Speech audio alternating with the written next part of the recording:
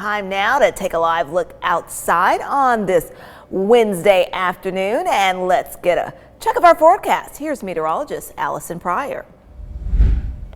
Wanted to kind of start you off with our setup right now with the clouds and fronts and wind, not just for our local area, but kind of big picture for much of the country. What you're going to notice first is to the east of us, this low pressure system right along the Atlantic coastline that's bringing in some of that counterclockwise spiral and some stronger wind there. To our west, we have this trough, and that's triggering some storms for this afternoon, and we're kind of just squeezed nicely in between those two, which means the conditions for today, we're not having to worry about any kind of big time rain, but we will have the potential for that typical summertime rain, which means those pop-up storms later this afternoon into the evening time. And that's going to be the case today, tomorrow, and Friday, all at 30%. So a lot of the area is still staying dry, but a few of those scattered showers and storms will be possible.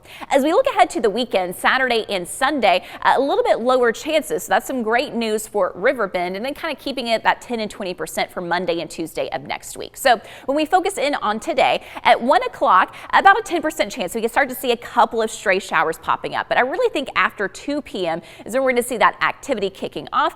The coverage pretty similar to what we saw yesterday. So again, anywhere in between that, because each one is small in size, you get to enjoy the partly sunny sky and these warm temperatures in the 80s. 83 at 3 o'clock, 5 p.m. and then 80 degrees at 7 p.m. as well this evening. So let's start off with FUTURECAST. I'm going to show you kind of just a high res one, local one for today, and you can mentally know that it's going to be very similar for tomorrow and Friday too, which means quiet in the morning time. Let me take you to 2 o'clock this afternoon, and you can see how each one of these little dots is really small in size. So that means you could get some rain and your neighbor 5 miles down the road doesn't get anything. Much of the rest of the area dealing with that mix of sun and clouds, and a few spots picking up some heavy downpours. Of course, anything time that you hear thunder, you see lightning, we want you to head indoors. Now, this rain is going to be the most likely along the higher elevations, but still can't rule out one of those kind of spotty showers sliding into some of our valley locations too. Still seeing some activity even at 8:30 this evening, but once we get past about 9 o'clock, so 9, 10 o'clock,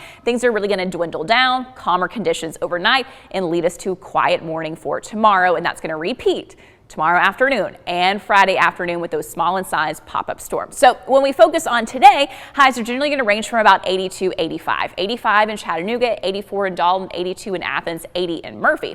And then for tonight, low temperatures will be similar to what we experienced this morning. Partly cloudy. A lot of spots are going to be in the 60s, but we do have 59 in Altamont, 56 degrees for that low in Murphy.